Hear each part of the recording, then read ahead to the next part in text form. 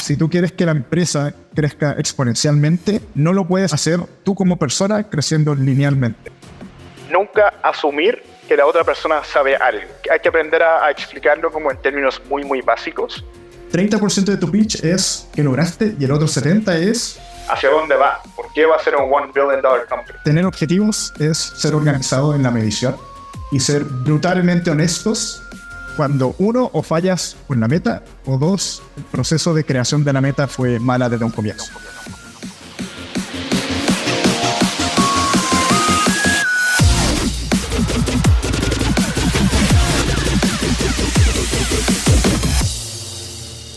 Hola, hola, hola, soy tu host, Robbie J. Fry, y este es otro episodio de una serie especial de The Fry Show con el Makers Fellowship. Este podcast es una celebración de personas que no aceptan la vida tal como es. La abrazan, la cambian, la mejoran y dejan su huella en ella. Y la persona a la que estamos celebrando hoy es Ian Lee. Ian Lee es el CEO y co-founder de Examedi. Examedi están construyendo la super app para el cuidado de la salud en el hogar en LATAM. En poco más de 1 año y medio, Examedi ha crecido para visitar a un paciente cada 40 segundos en Chile y México. Si quieres ser parte de la revolución de la salud, puedes reservar un examen de sangre en México o Chile en examedi.com/cl o /MX. Este podcast fue grabado con Makers Fellowship. Entonces, si quieres todo el contexto y la historia completa de Ian y Examedi, debes escuchar el primer podcast que grabamos, que fue episodio 206. Entonces, asegúrate de escuchar este episodio porque es espectacular. Sin embargo, en este podcast aprenderás demasiado, especialmente si estás en tus primeros 20. Aprenderás cómo liderar cuando nunca lo has hecho, cómo usar la ignorancia como una fuerza vital, cómo contar una historia que conmueve al mundo, cómo estructurar equipos, cómo encontrar mentores que te guíen a través de lo desconocido y mucho más. Pero antes de empezar,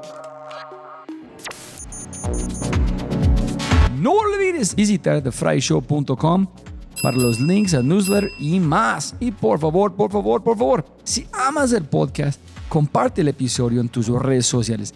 Deja una reseña en Spotify o tu player favorito y cuenta al mundo que The Fry Show es número 1. Y si no es así, castígame con tus comentarios para mejorar. Con ese dicho, te presento episodio 240, consejos para fundadores y líderes, con el co-founder y CEO de Examedi, el impresionante Ian Lee.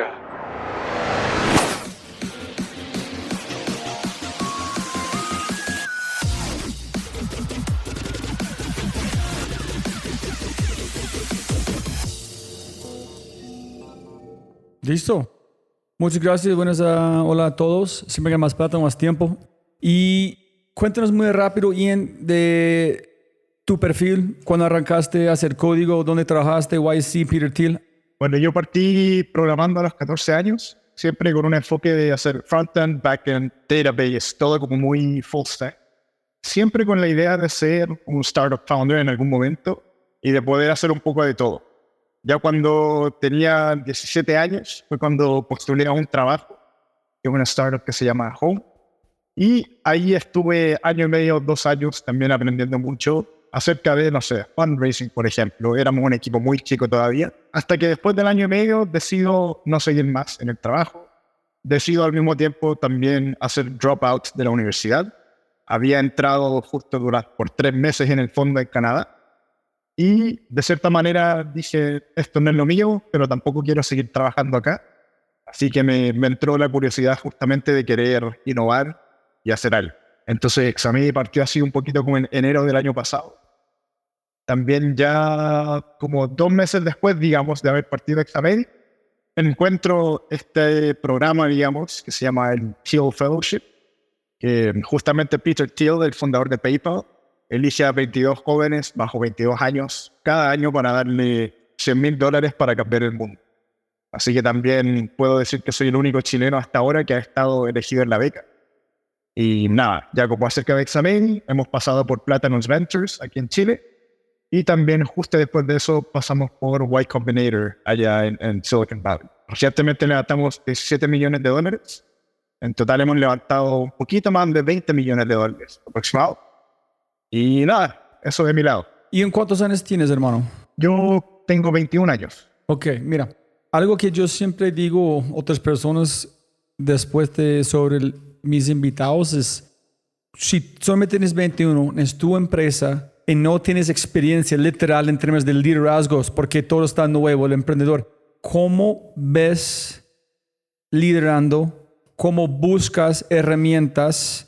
¿En cómo es tu percepción como una persona joven capaz de liderar gente viejos, jóvenes y todo? ¿En cómo es como toda su percepción en este momento de liderazgo con Examedi? Bueno, yo creo que efectivamente al tener 21 años se generan dinámicas bastante interesantes en el equipo.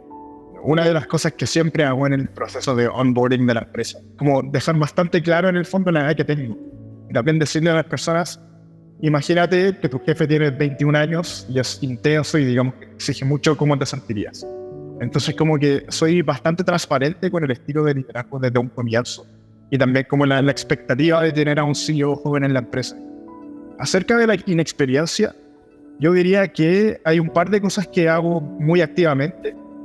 Entre esas, leo muchos libros de psicología, liderazgo, por ejemplo, cómo lo han hecho otros CEOs. Pero también lo que más me ha ayudado últimamente ha sido tener a una coach. Esta coach tiene como 58 años, experiencia en empresas que han hecho IPO, acquisitions, muchas cosas más. Entonces diría que un cambio bien grande recientemente fue contratar a esta coach y en el fondo tener a una persona a la que le pueda hacer cualquier tipo de pregunta de liderazgo, que lamentablemente para gente de mi edad no tenemos muchas personas a las que podemos preguntar. Y nada, también lo mismo con mentores. Yo tengo una red muy cercana de mentores a las que todo el día les pregunto cosas. Tengo llamadas semanales y cada 2 semanas también con ellos. Así que diría que es muy activamente como decir, necesito ayuda y armar como un grupo de personas que está dispuesto a ayudar.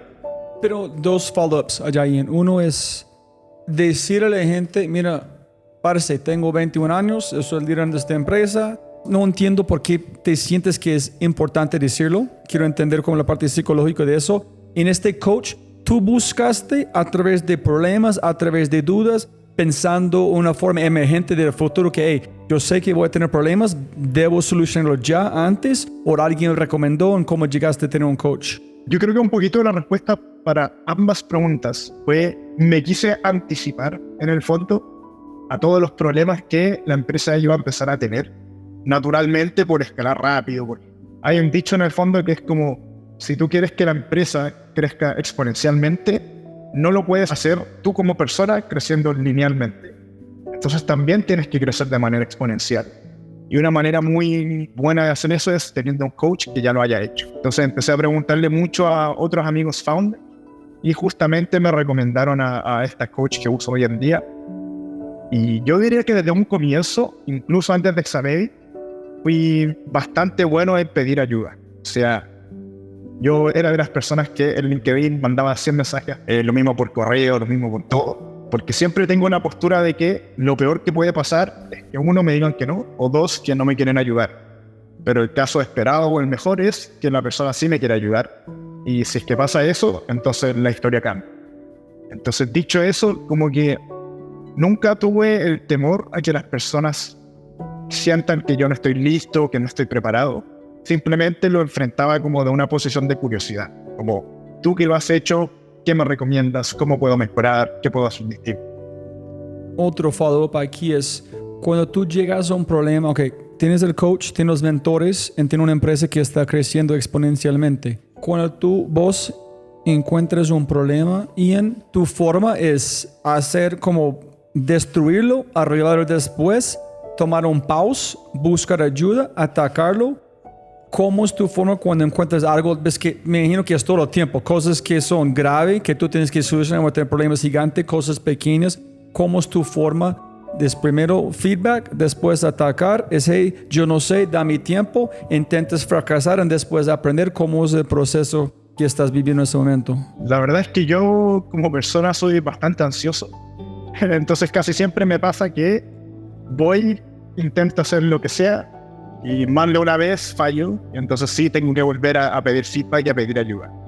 Una de las cosas que sí he trabajado últimamente es justamente pausar un poquito antes de tomar cualquier tipo de acción, porque al final del día, si te demoras un día más, no es el fin del mundo, pero quizás sí tomas una decisión mucho mejor. Entonces mi recomendación ahí es pausar, hablar con personas que tengan experiencia, y ya cuando sientes un nivel de como convicción en el fondo, suficiente, no tienes que estar 100% seguro tampoco en el fondo. Ya ir con todas las ganas y toda la confianza, y si fallas, de nuevo, proceso de iteración.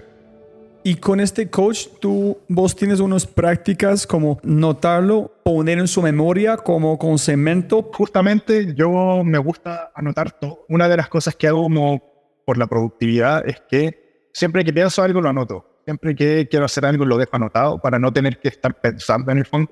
Y casi siempre llego a estas llamadas semanales, o llego con la lista de 1000 cosas que pasaron en la semana, o incluso en la semana le mando un correo, le mando un WhatsApp de cómo me pasó esto, cómo lo manejarías tú, cómo podría haber mejorado mi reacción. Pero sí, siempre mantengo como un checklist, digamos, de cosas que me pasan. Cuando vos fuiste a hacer tu pitch a los inversionistas, ¿en cualquier momento tu edad fue parte de la ecuación o nunca? Solamente fue genial, tú eres un crack con código, tienes un buen negocio, tienes un buen equipo, hágale, aquí es la plata. ¿O tu edad fue parte de la conversación? Incluso diría que me ayudó mucho. O sea, yo de hecho en ningún momento sentí como, tiene 21 o en ese momento 20 años, no lo puede hacer. Para mí hay un emprendedor de 20 años que dejó su trabajo, hizo dropout de la universidad, donde estaba becado además, y está 100% dedicado a su startup. Entonces siento que en mi experiencia los inversionistas lo tomaron mucho como un signaling de confianza y de que hay una persona 100% dedicada por detrás. Así que por ese lado no he sentido ninguna fricción, digamos. De hecho fue más novedoso. El pitch le generaba como el wow factor al inversionista, y al final como que lo remataba con, y además tengo 21 años. Entonces ahí como que se sorprendían más y lo relacionaban a algo bueno, más bueno que malo. Diría que como que es una arma de doble filo ser joven, porque por un lado, claro, las personas te miran en menos quizás por los años de experiencia, pero por otro lado, si logras como transmitir la energía correcta, este niño es un genio, quiero trabajar con él, quiero hacer o ir donde me lleve. Una de las cosas que yo recomendaría, como para que los founders puedan generar esa sensación, es que uno realmente estén convencidos de lo que están haciendo y sea lo único que están haciendo. O sea, yo creo que teniendo menos edad, la ventaja es que podemos tomar mayor riesgo y tenemos que demostrar que estamos activamente tomando ese riesgo. O sea, creo que es la ventaja más grande. Lo otro es saber comunicar la visión. O sea, yo creo que uno se sorprende la cantidad de veces que le preguntas a un founder qué estás haciendo y se demoran más de 3-5 minutos en responderte. Entonces creo que hoy en día hay como este trabajo de narrativa de startup que se tiene que trabajar para que cuando tú le cuentes a alguien lo que estás haciendo, incluso tú te emociones y digas, esto está cambiando el mundo. Entonces es como tener esa confianza para poder generar una narrativa que puedas hablar con cualquier persona y generar la sensación de esta persona va a cambiar el mundo, tengo que estar con esta persona, quiero trabajar para él. Pero sí, muchas veces como cuando las personas son jóvenes, tienen como el miedo a ser, no lo quiero llamar como arrogante tampoco, pero sí como confiado, en el fondo, tener esa convicción y mostrar la visión. Entonces creo que tenemos que adoptar un poquito más ese mindset. ¿Cuándo dijiste, no más, voy a ser mío? La verdad es que hubo un momento en Boom y yo durante la empresa la pasé muy bien. Estando ahí teníamos una muy buena relación. En ese momento yo me acuerdo que sentía como, si soy early employee de una empresa que está creciendo tan rápido y tengo tantas responsabilidades, ¿por qué no lo puedo hacer yo mismo en la visión que yo tengo y en el mercado de industria que yo quiero cambiar? Entonces eso fue un factor. Y efectivamente el segundo factor fue justamente que yo no conectaba con el problema. Entonces llegaba momentos en los que trabajábamos en ciertas soluciones en el home y decía, yo tengo en ese entonces 18 años, en ningún momento voy a comprar una propiedad, alquilar una propiedad, sigo viviendo con mis papás el día de hoy, de hecho. Entonces realmente no conectaba con el problema y dije, quiero trabajar en algo que impacte millones de vidas, digamos. Y así fue cuando dije, creo que tengo suficiente experiencia laboral como para saber algo de cómo funcionan las cosas. Tengo las ganas de hacer algo grande y resolver un problema grande. Y ahí fue cuando decidí cambiarme. Y en este momento, Ian, ¿cuáles fueron los miedos en cómo conquistan los miedos? La intención que tú acabas de decir fue más fuerte de cualquier miedo. Yo creo que los miedos eran claros. Por un lado, yo en el colegio había postulado a una universidad, ninguna más, y a esa universidad había entrado becado. Entonces, salirme significaba perder la beca y perder toda la admisión y como toda esa validez. Y por otro lado, era el hecho de que me pagaban muy bien. O sea, yo partí trabajando en el colegio, ganaba lo mismo que la persona sentada al lado, que había hecho 4 años de universidad y tenía un título y todo. Entonces, claro, como realmente estaba en una posición muy, muy buena, donde para estudiar tenía la beca, pero también a nivel laboral me pagaban lo mismo que cualquier otro programador. Y en ese sentido también, bueno, yo viniendo de una familia coreana, donde la cultura asiática en la educación es bastante relevante, tuve que ayudar a mis papás a que entiendan, en el fondo, por qué las cosas que estoy haciendo no son tomar riesgo. O sea, les ponía los casos. Yo con 20 años comienzo una empresa, se me va mal después de 2 años, vuelvo a la universidad y sigo viviendo con mis papás, versus si es que a los 35 años, por ejemplo, o 40 o 50 quiero hacer una startup, ya no vivo con mis papás, ¿verdad? Y tampoco puedo volver a la universidad. O sea, yo pensándolo muy bien, sentía que lo que yo estaba haciendo era no tomar riesgo. De hecho, era como el outcome con menos riesgo posible, era salirme de la universidad y crear un startup. Brutal, gracias. Y la follow-up de la pregunta anterior es, durante su tiempo de Examedi, estoy imaginando, castígame si es incorrecto, la convicción nunca cambió, pero estoy imaginando la narrativa cambió muchas veces mientras estás aprendiendo. ¿Es esta verdad o la narrativa siempre fue igual? Yo diría que la base fue siempre igual, pero claro, hay detalles que sí fueron cambiando a medida que incluso nuestros propios usuarios nos iban hablando. Entonces te diría que es una narrativa que mi recomendación es que desde la base, hay muchas personas que dicen como habla con tus usuarios y hablan mucho con tus usuarios, pero yo la verdad soy más de la mentalidad de habla con tus usuarios, sí, es bueno y necesario, pero también como founder tú tienes la oportunidad de crear el futuro en el que quieres vivir, en el fondo. Entonces también tienes que tener esa convicción. Así que te diría que el core de la narrativa se ha mantenido igual, pero hay detalles que han ido cambiando en el fondo. Y de hecho, yo creo que cualquier modelo de negocio se debería poder explicar en 10 segundos. O sea, yo de repente de chiste digo, Examedi es un call center que conecta enfermeras con laboratorios, nada más que eso. Y la tecnología todo es un detalle, pero al final del día lo que hacemos es coordinar enfermeras con laboratorios y pacientes. Así que buscaría que los founders tengan como bien pulida esa narrativa en el fondo, de que cualquier problema en el mundo suene, sí, eso necesita resolverse y me hace sentido la solución que estás dando tú. Sin embargo, si no suena sexy, si la gente entiende, es más importante de que suene sexy. Exactamente. Brutal. Listo. Hágale, ¿qué tiene las manos aquí? Miguel, hágale. Hola Robin, hola Ian, ¿cómo estás? Un gusto. Hay 2 cosas que te escuchaba ahora, hay 2 cosas con las que yo soy obsesionado y creo que hacen todas las diferencias en las empresas y los emprendimientos. Una es el tema de los mentores, pero ya hablaste de eso. Y el segundo es establecer objetivos y medirlos. Y encuentro que muy pocas empresas lo hacen realmente, o fijan objetivos de manera errada, o miden cosas que realmente no son relevantes. Cuéntanos tu metodología para establecer objetivos y para medir. Bueno, yo creo que la mitad de cómo tener objetivos es ser organizado en la medición y ser brutalmente honestos cuando 1, o fallas con la meta, o 2, el proceso de creación de la meta fue mala desde un comienzo. O sea, han habido momentos en el que ponemos una meta y la siguiente semana claramente estamos, no sé, al 20% o la métrica es muy distinta. Entonces, no sirve medir algo tan como superficial en ese sentido. En el fondo, el proceso de medir objetivos debería cambiar constantemente y adaptarse a las necesidades del negocio. No digo cambiar los objetivos como tal, pero sí en el fondo que esa es la frecuencia o la metodología en la que se vive.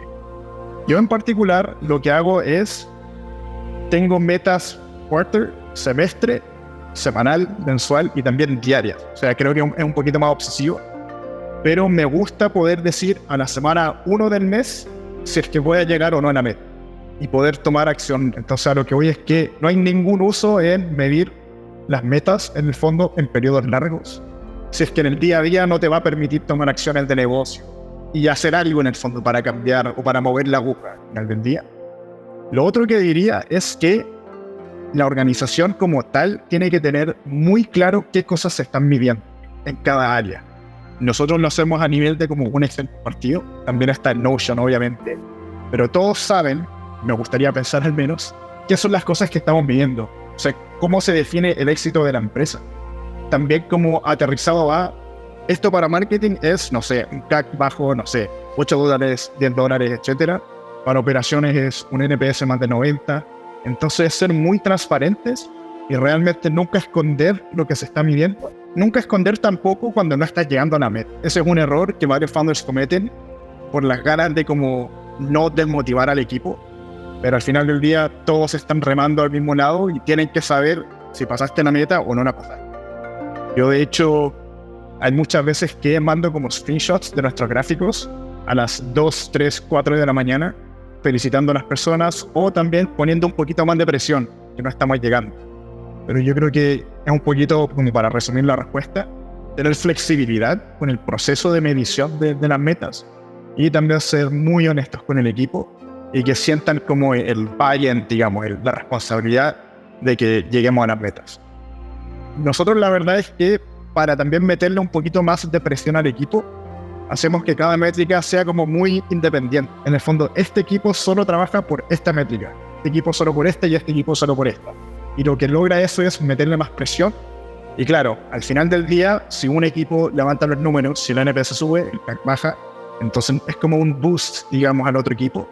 Pero tratamos de ignorarlo completamente y que el equipo trate de levantar los números de manera más directa, digo. ¿Qué tamaño son sus equipos? En operaciones, por ejemplo, son cerca de 25 o 30 personas. Marketing y comunicación, branding deben ser unas 10 o 12. Programadores son 20, productos son 15 más. Entonces, ahora, igual dentro de eso hay células, está subdividido. Nosotros hemos aprendido que estructuras horizontales, digamos, basado en las 5, máximo 7 personas, no funcionan. Así que cada 5 o 7 personas tiene que haber un líder directo, pero al final como que el KPI de arriba es igual para todos. Y de hecho, justo por eso funciona esta regla de como 5 a 7 personas máximo, porque ese grupo es suficiente para que el líder pueda, uno, motivar a todos de manera muy cercana, pero también en el fondo comunicar la presión. Yo creo que más allá de ese grupo es imposible transmitir la misma energía, así que recomendaría mantenerlo en ese tamaño. Súper, mil gracias. Listo, Santi, y después Aleja. Bueno, Ian, nada, primero que todo un placer. Qué chévere tenerte acá y de verdad admirable. Tengo 3 preguntas. La primera tiene 2 partes. ¿Qué aprendiste y repetiste de lo que viste en Home? ¿Qué aprendí y repetí cuando salí de Home? Diría que lo que aprendí fue a mantener la cercanía entre los líderes de la empresa con las personas que trabajan en el día a día. A nivel muy, digamos, superficial, en la oficina saludar a todos, pero también como felicitar directamente y también en el fondo comunicar la presión directamente. O sea, yo hago mucho como skip level, se llama, donde claro, quizás estoy yo, otros líderes y las otras personas. Yo muchas veces hablo directamente con la persona. Y yo creo que esa inmediatez, digamos, o ese nivel de personalidad, a las personas los motiva más. Como el CEO me habló, me felicitó por mi trabajo. Entonces, yo creo que eso sí es algo que todavía lo aplico. Buenísimo. ¿Y qué no repetiste de lo que viste en Home? Yo diría que quizás algo ahora lo sigo haciendo, pero conscientemente, es el hecho de hacer cosas que no escalan, pero hay que ser conscientes. En el fondo en Home, muchas de las cosas que hacíamos era hagamos cosas que no escalan, pero nunca se consideraba en cómo se iban a escalar en un futuro.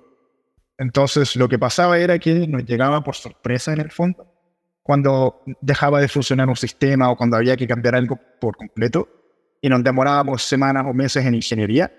Entonces, lo que hacemos ahora como una iteración por sobre eso, es hacer cosas que no escalan, documentar muy, muy bien cuándo se van a romper y por qué y cómo se van a romper. Y en el fondo, cuál es la mejora que tiene pendiente. Te diría que es como ser más conscientes en el fondo de qué cosas escalan y qué cosas no escalan.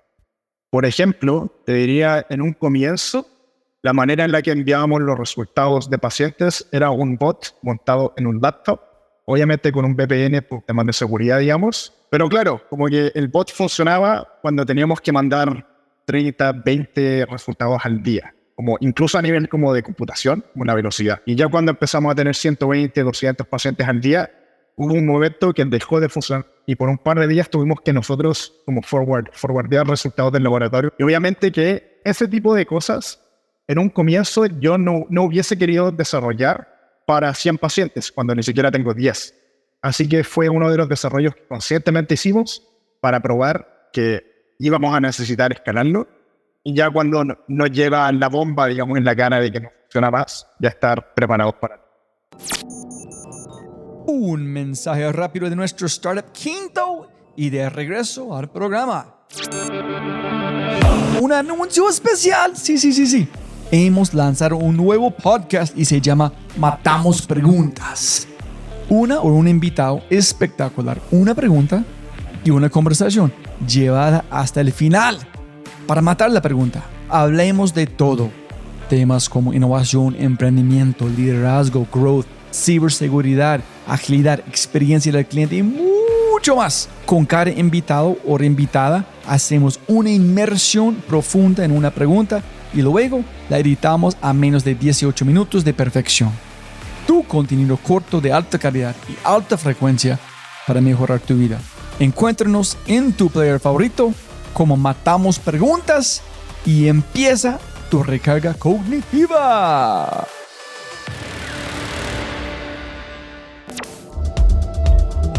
$50% de los empleados dicen no tener tiempo para entrenarse. 60% de las personas aprendieron luego de consumir contenido con TikTok, YouTube, Instagram, LinkedIn o Twitter. Y 75% de los gerentes están insatisfechos con sus programas de entrenamiento y desarrollo porque no ven evidencia de acciones en su talento.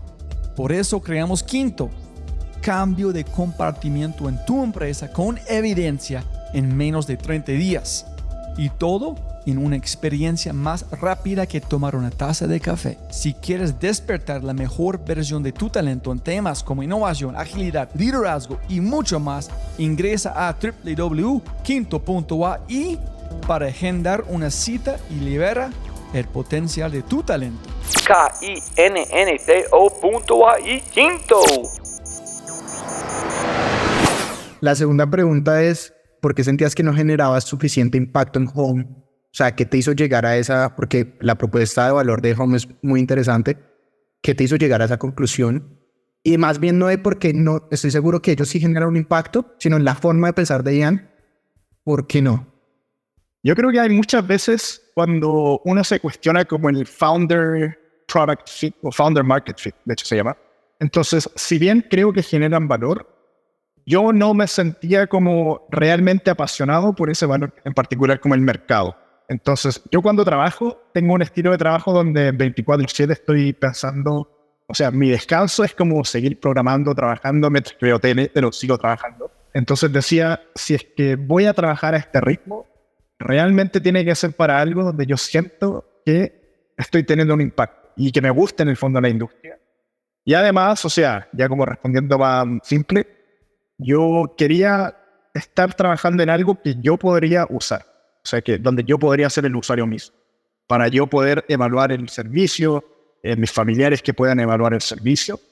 Entonces, claro, en Home no tenía ese lujo, digamos, mientras que en Examedin me hago exámenes, founders hacen exámenes, mi familia también hace exámenes, entonces hay un nivel de cercanía mucho más directo. Súper, muy buena respuesta. Y la última, y con esta ya los dejo. Cuando aplicaste a YC, ¿la edad te ayudó, no te ayudó, les dio igual? Sí, o sea, ¿qué crees que te ayudó? Partiendo por el tema de la edad, creo que me ayudó, honestamente. Yo ya había hecho dropout antes de conseguir cualquier dólar de inversión. Entonces creo que lo comuniqué muy bien, como I'm in it, como me inviertan o no me inviertan, me da lo mismo. Creo que persiguieron esa energía y obviamente es un plus mucho, mucho más grande. Lo otro que funcionó también, y aquí es como el tip que dije antes, es como el poder comunicar muy bien. De hecho, me dieron ese feedback después de que nos aceptaron.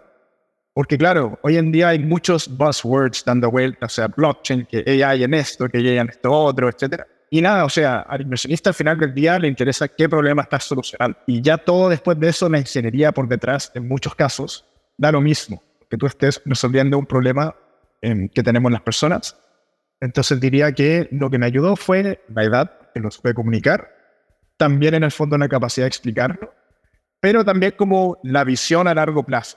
Porque yo creo que un error que cometemos los founders early stage es que dicen demasiado de lo que lograron y muy poco de lo que van a lograr o cuál es la visión. Yo, por ejemplo, en la ronda seed ya vendía vamos a tener nuestro propio laboratorio, queremos tener telemedicina, farmacia, etcétera. Cosa que ahora, después de haber tenido la serie A, no tenemos, pero sigue siendo muy parte de la visión. Entonces, como generar esa emoción de ya, 30% de tu pitch es que lograste y el otro 70% es hacia dónde va, por qué va a ser un $1 billion company. Y yo creo que eso me ayudó mucho.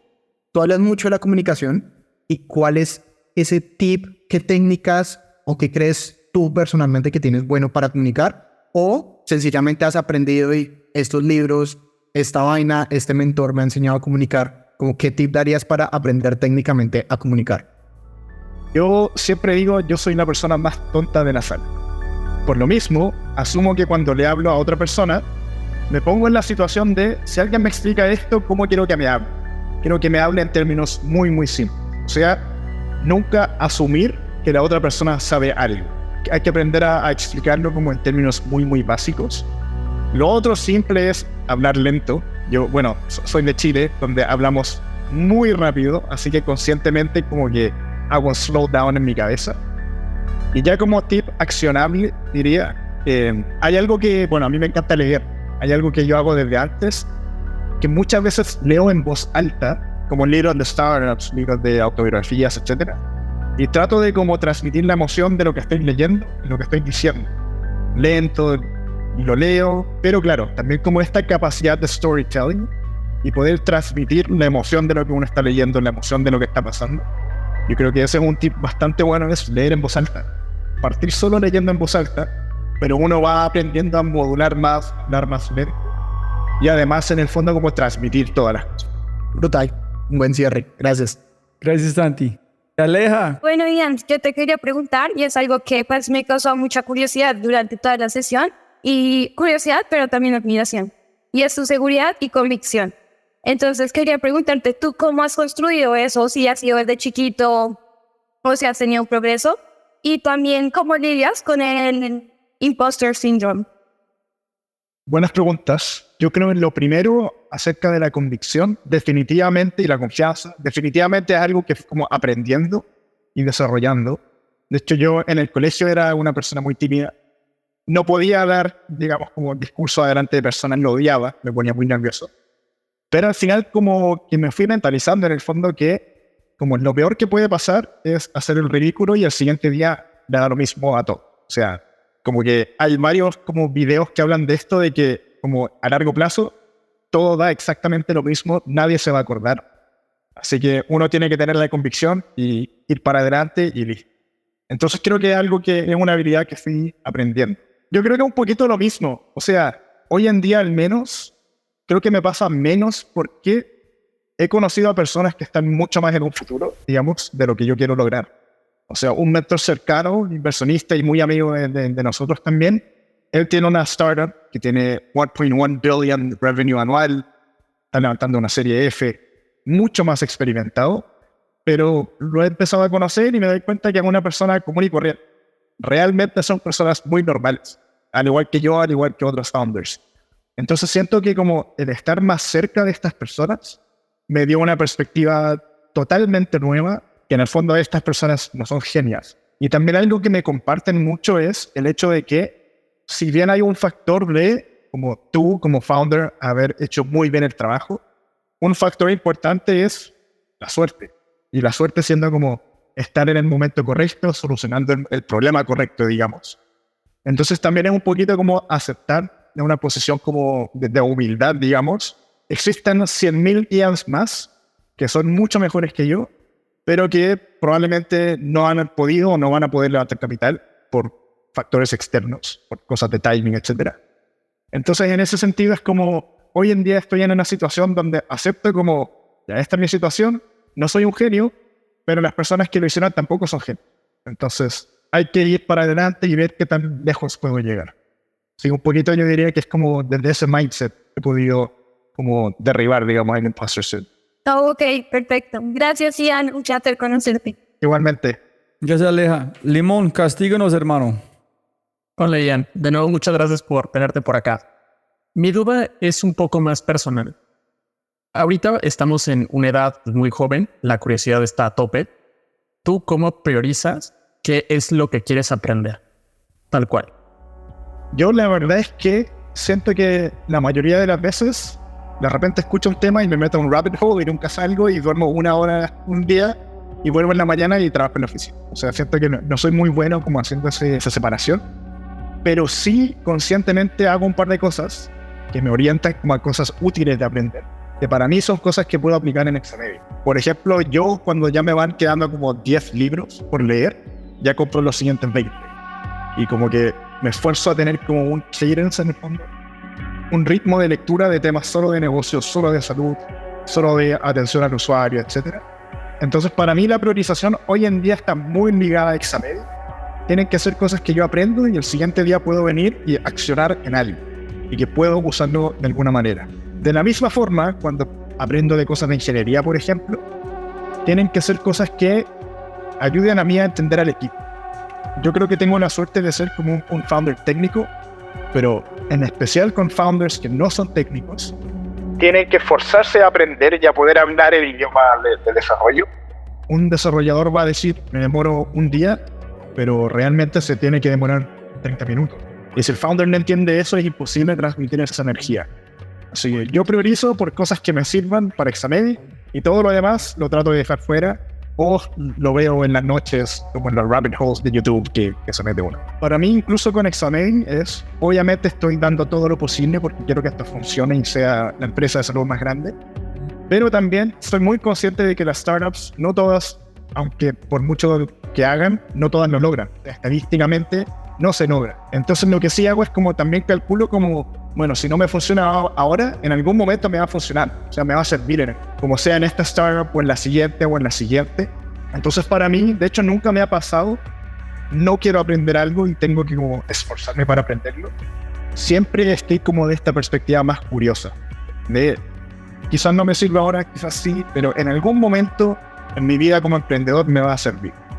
Así que siempre estoy muy dispuesto a aprender de lo que sea. De acuerdo. Muchas gracias y un gusto conocerte. Gracias, Limón. Piero, cuéntanos, hermano. Gracias, Limón. Hola, Ian, ¿cómo estás? Yo tenía una pregunta respecto a las principales barreras en relación al liderazgo atribuibles a tu edad. ¿Ok? Yo creo que una de las cosas de las que nos tenemos que proteger es que la empresa no se vuelva tu círculo social. Se te va a hacer muy difícil tomar decisiones ejecutivas. ¿A qué me refiero? Yo, de hecho, partiendo de Examedia, siento que, y me lo criticó mi coach, de hecho, para mí personas en Examedia son todas muy amigas mías, digamos. Mi círculo social son todas personas de Examedia. Un fin de semana salgo con personas de Examedia, así era en el comienzo. Y creo que principalmente era porque, claro, o sea, mis amigos estaban en la universidad. O sea, realmente mi círculo social era la empresa. Creo que eso es algo que no hay que hacer, porque cuando llega el momento de tomar decisiones de CEO que sean más duras, lamentablemente existe un bias y empieza a ocurrir como de favoritismo dentro de la empresa. Así que como respuesta número 1, diría que es como el no caer en ser muy amigos con las personas de la empresa. Obviamente hay que ser cercanos, digamos, porque todos trabajando juntos todo el día, pero no ser muy buenos amigos. Como conscientemente yo tuve que dejar de ir a un par de eventos como After Office, dejar de ir a ciertas cosas, dejar de ir a hacer cumpleaños, por ejemplo, o irme más temprano, que no quería que se mezclaran las cosas. que es bastante fácil, digamos. Lo otro que diría es que quizás como yo en particular, siento que una de mis ventajas y desventajas es que por la edad soy un poquito más como impulsivo, quizás. Entonces, claro, como que no he tenido tanto la experiencia de ver a otras personas lidiar con situaciones.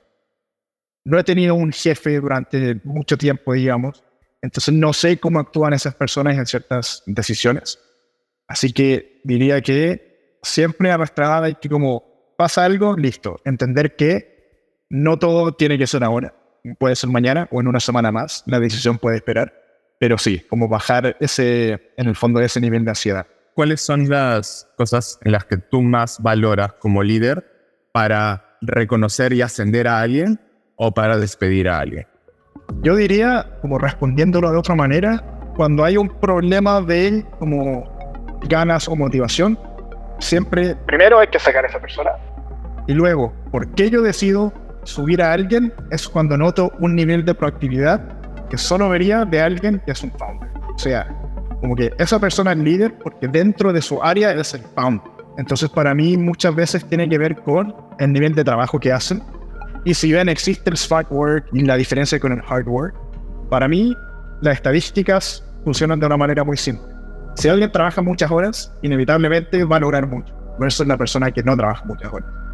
Entonces, siempre es un tema de actitud.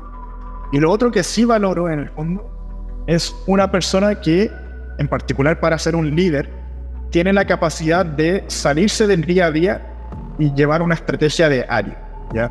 O sea, yo creo que lo más peligroso para una startup es que esté muy metido en todos los incendios del día a día y no tenga líderes que son capaces de como abstraerse un poquito y generar la estrategia de, bueno, hoy estamos en esto, queremos llegar a esto, ¿cuáles son los pasos que tenemos que lograr? Y obviamente que esta capacidad es, o sea, en paralelo. O sea, los líderes tienen que hacer que la empresa funcione en el día a día, pero también tienen que lograr apartarse tiempo para generar esta estrategia más a largo plazo y que realmente va a hacer que la empresa crezca. Buenísimo. Gracias. Pues buenas preguntas, Piero. Sacaste el estadio. Gracias, hermano. El gran Mizrahi. Hola, Ian, ¿cómo estás? Oye, ahorita que mencionabas la parte como de comunicar tu visión, ¿de qué manera en un super early stage como logras comunicar lo que ya hiciste como tu early traction, pero también lo que vas a hacer para que se pueda comunicar de dos formas, de una buena forma? Un tip muy práctico es siempre partir con la visión. De hecho, ya como ejemplo, lo que yo decía era como, Examedi, we're building the super app for health. Estamos construyendo la super app de salud. Usaba ejemplos. Queremos que las personas puedan hablar con el doctor en el celular, luego que llegue una enfermera durante la misma llamada y en la noche te lleguen los medicamentos. Entonces pintaba como toda esta historia de qué es lo que queremos hacer. Y luego literalmente decía, pero estamos partiendo con exámenes médicos a domicilio. Hoy en día atendemos tantas personas, tenemos tantas enfermeras en la plataforma. Entonces, como partir con la visión para que el inversionista, en el fondo de su mente, ya sepa exactamente hacia dónde están yendo y que para él le suene lógico el con qué están partiendo y cuáles son los next steps a llegar a la visión entera. Entonces, yo creo que tiene que ver mucho como en el orden de cómo se explican las cosas. Y además, simplemente con como la proporción de tiempo. Yo creo que si hablas mucho rato de lo que están logrando hasta ahora, inevitablemente eso es lo que el inversionista va a tener en la cabeza. Versus si le dices, quiero cambiar el mundo, la salud tiene que funcionar así, así debería ser la salud digital en Latinoamérica. Y yo estoy partiendo, resolviéndolo por esto, como que parten en el fondo con la expectativa de, ya, esto es Examedi y ahora está en el día 1. Y mentalmente están esperando todo esto. Versus es que tú partes acá, como que es difícil hacer el build-up hasta la visión. Así que diría eso. Buenísimo, muchas gracias. Muchas gracias. Ian, tengo una pregunta aquí, hermano. ¿Todo han pasado tan rápido? ¿Hay cosas que tú faltas extrañas? ¿O tú has encontrado un camino que gozas más que el otro camino que nunca sabía que es posible? Mira, mi sueño es ser software engineer. Lo que más me gusta es programar. O sea, en mi vida ideal me encierro en una habitación y solo programo sin hablar con nadie. Pero sí, en el fondo hay cosas que me gustan mucho de ser CEO, que es como la capacidad de tener influencia, digamos, en toda la organización, en todos los aspectos. Y yo creo que al menos hoy en día es igual me gusta mi trabajo porque también programo cuando puedo. Y en el fondo es una ventaja, porque yo creo que uno de mis fuertes y de las cosas que me distinguen como CEO es el poder programar yo mismo, entender plazos de programación como para poder apretar un poco más el equipo o soltarlo un poquito más incluso. Pero también es como la iteración rápida.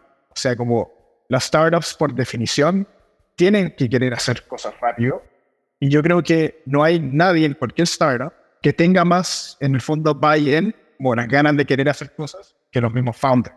Así que siento que ser CEO y además haber sido programador y conocer acerca del tema, creo que es como una combinación buena con la que me siento bastante cómodo, pero sí me gustaría programar más. Ok, súper. Tengo un comentario más, si alguien quiere hacer un follow-up, está bien, y encerramos.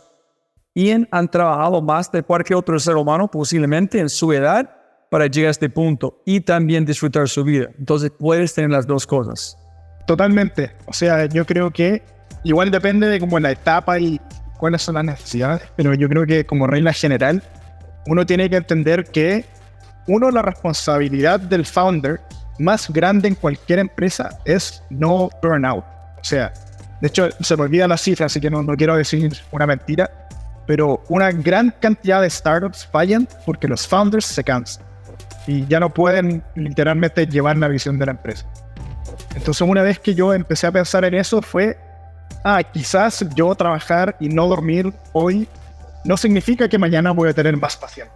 Una cosa que me dijo mi mentor fue, no puedes hacer que tu startup funcione solamente a costa de trabajar muchas horas. O sea, así no funciona la startup. Entonces también me dijo que tengo que priorizar en el fondo tener una vida normal, ser más, digamos, claro, ir a eventos sociales, digamos, disfrutar la vida igual, porque al final del día no es que tú puedas trabajar duro para que funcione la startup. Realmente no hay como una relación entre el trabajo duro y que funcione la startup. Así que conscientemente sí me doy ese espacio para disfrutar, para igual estar un poquito más tranquilo. Yo creo que igual el tener una vida más balanceada le transmite esa energía al equipo. Y al final del día también le genera más seguridad. De como yo no estoy trabajando para una persona que está desesperada porque esto funcione y si no funciona me va a echar de la empresa. O sea, yo creo que es importante también tomar esas instancias para mostrar un lado más humano del founder. Yo creo que es súper importante. Listo. Que nos vote un top 3 de libros favoritos que deberíamos todos estar andando. 3 libros favoritos. Uno se llama Extreme Ownership. Se trata de el liderazgo de los Navy SEALs cuando estaban en el Middle East, digamos, en plena guerra, y por qué hay tanta relación en su estilo de liderazgo en lo que las startups deberían aportar. Así que Extreme Ownership es uno.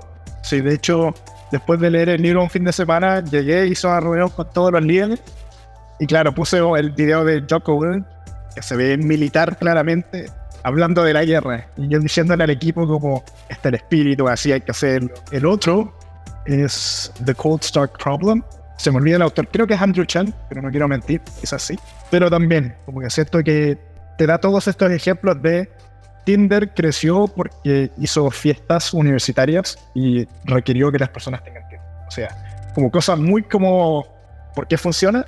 En el fondo es como esas cosas creativas que hicieron que las empresas legendarias de hoy en día funcionen. Creo que no son tan comunes esas historias. Entonces, The Cold Start Problem es como una enciclopedia de historias así. El otro, diría, bueno, todavía no me lo termino. Yo no quiero decir de qué se trata tanto, pero es The Ride of a Lifetime de Bob Iger, que es el CEO de Disney, que si no me equivoco partió como intern o camarógrafo en una empresa audiovisual y desde ahí durante toda su carrera subió a ser CEO y habla un poco de la historia de su vida y cómo ciertas cosas como behavioral en el fondo y decisiones en particular lo llevaron a donde está. Así que creo que es un muy buen ejemplo. Disciplina es libertad. 100%. Yes. Listo. Gracias, Marcel.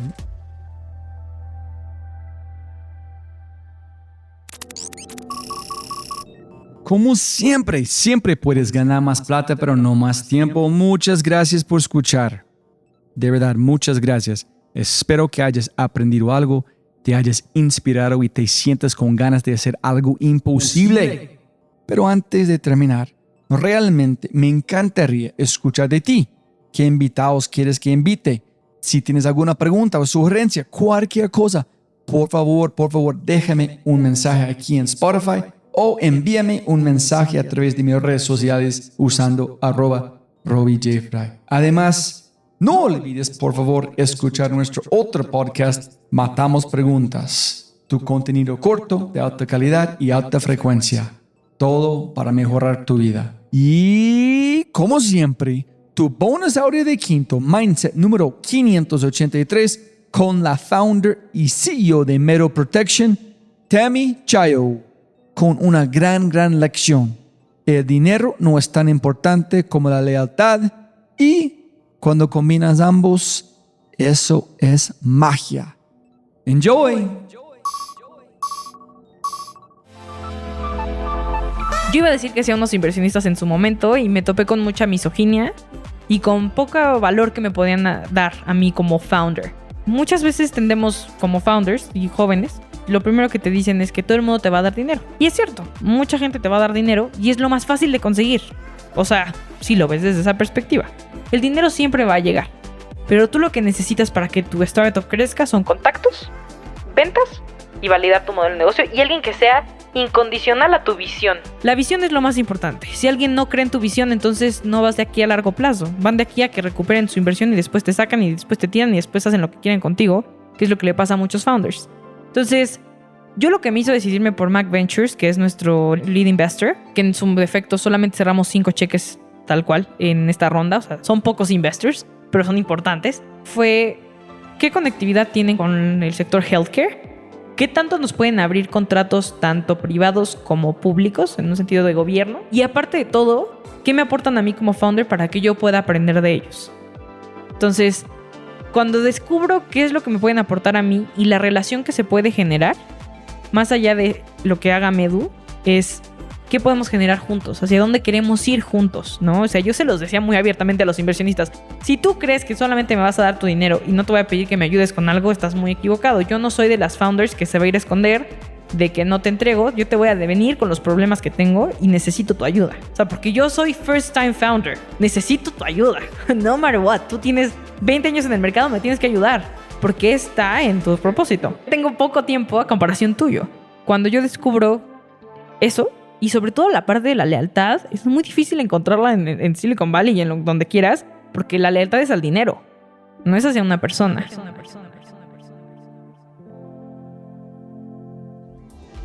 Si disfrutaste este podcast, mira lo que las empresas están haciendo para llevar a su talento a tomar acciones pequeñas y obtener resultados grandes. Únete al Mindset Revolution. Ingresa a www.quinto.ai para probar Quinto gratis por una semana. Quinto.ai. www.quinto.ai. Quinto. Siempre puedes ganar más plata, pero no más tiempo. Chau, chau, chau, chau.